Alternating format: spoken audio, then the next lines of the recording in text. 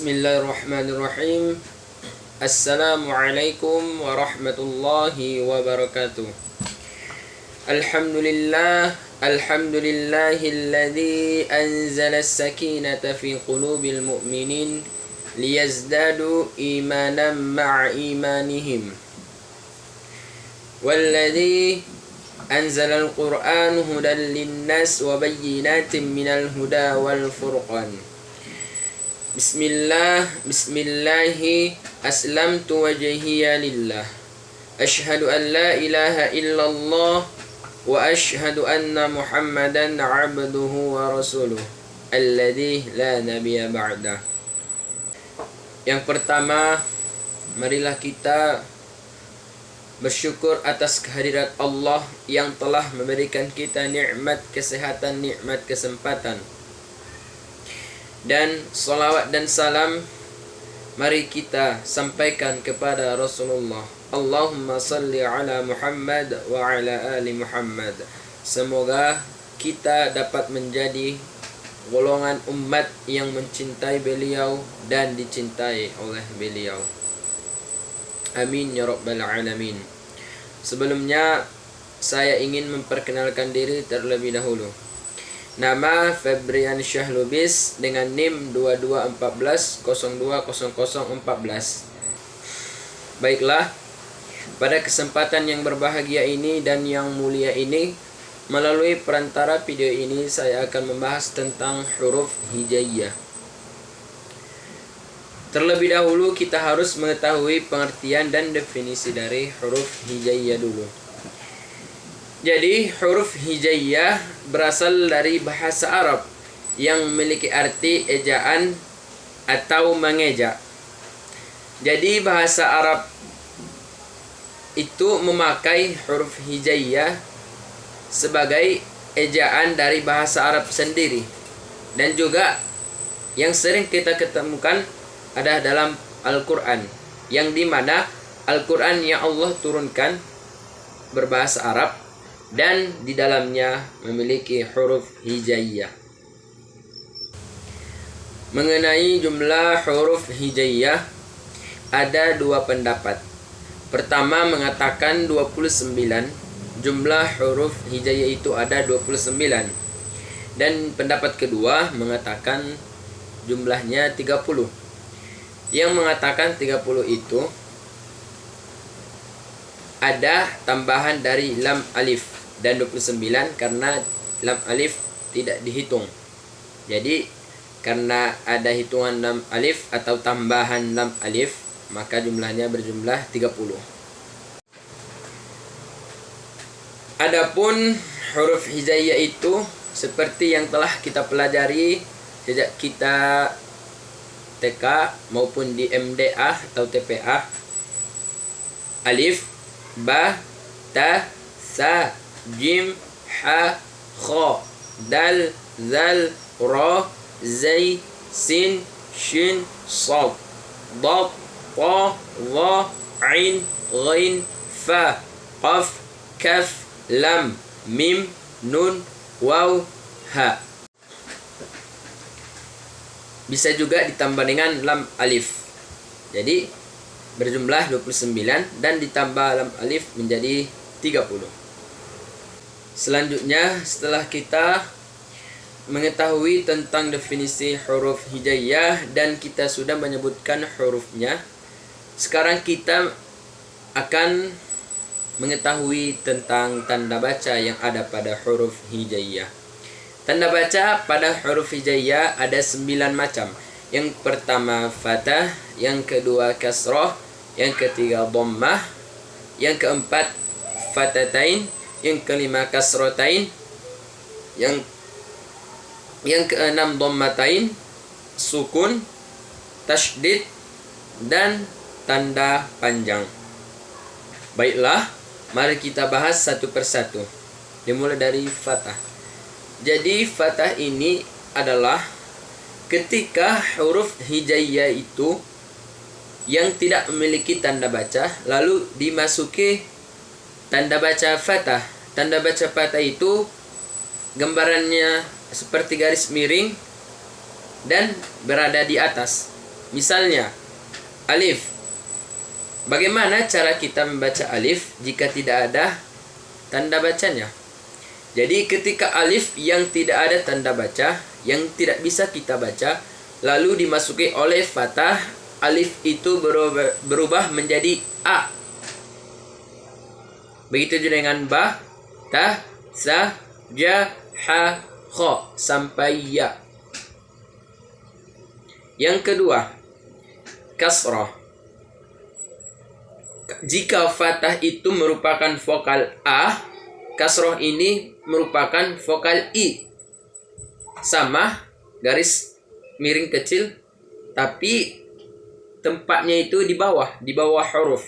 Misal alif tadi, kalau di atas fathah, kalau di bawah itu kasrah. Jadi mengeluarkan vokal i. Awalnya alif menjadi i. I, bi, ti, si, ji, hi, khi sampai ya, kasrah y. Selanjutnya ada dhammah. Dhammah ini merupakan vokal u. Tanda bacanya itu ada seperti huruf waw kecil di atas. Kita baca menjadi u. U, bu, tu, su, ju, hu sampai yu. Baik, selanjutnya ada tanda baca fatatain. Fatatain ini hampir sama dengan fathah. Bedanya fatatain ini ada 2 garis miring dan ditambah bunyi n. Aturan alif kita masukkan fathah bunyi a. Jika kita masukkan fatatain bunyi an. An, ban, tan, san, jan, han sampai yan. Yang kedua, kasratain. Kasratain ini juga sama dengan kasrah. Bedanya ada tambahan n juga. Jadi in, bin, tin, sin, jin. Dan seterusnya ada dhammatain. Dhammatain ini juga sama, tambah n. Jadi un, bun, tun, sun, jun, hun sampai yun. Ini seputar tanda baca. Lanjut kita tanda baca yang selanjutnya, yaitu sukun. Sukun ini berbeda dengan tanda baca yang tadi yang kita sebutkan tadi, yang fathah, kasrah, dhammah, fathatain, kasratain, dan dhammatain. Jika salah satu huruf hijaiyah dimasuki tanda baca sukun, maka di situ berlakulah dia mati. Jadi huruf itu tidak bisa kita bunyikan lagi. Contoh, alif. Jika dimasuki tanda sukun, sukun ini biasa seperti bulat di atas. Jadi kita tidak bisa membacanya. Kecuali alif yang sukun ini ada huruf sebelumnya. Misal, ada huruf fa berharokat fathah. Jadi kita baca fa itu. Itu juga dengan ba. Fab. Fab. Selanjutnya ada tasydid. Tasydid atau nama lainnya adalah syaddah. Jadi berbeda dengan sukun. Ketika huruf hijaiyah itu berharokat tasydid, maka di sini muncullah penekanan pada huruf itu. Misalnya, huruf hijaiyah itu da. Adanya penekanan pada huruf tersebut. Contohnya huruf da. Da yang berharokat fathah, lalu ada tasydid juga. Dan dimasuki oleh huruf ma yang berharokat fathah. Misalnya kalau tidak ada tasydid, jadi kita baca madah. Madah. Tapi karena ada tasydid, jadi kita tekankan maddah. Maddah. Misalnya huruf ma, mim. Mim fathah, ma. Mim tasydid, Jadi contoh, fa amma. Kalau kita kaji dari segi tajwidnya, ada juga di sana gunnah, wajibal gunnah. Jadi fa amma, begitu kira-kira. Selanjutnya yang terakhir ada tanda bacaan yang panjang. Artinya ketika huruf hijaiyah bertemu dengan tanda panjang ini, maka berlakulah dia mat atau panjang. Yang sering kita dengar dengan istilah mat asli. Hurufnya ada 3. Pertama ada alif, yang kedua ya yang mati, dan yang ketiga waw yang sukun atau yang mati.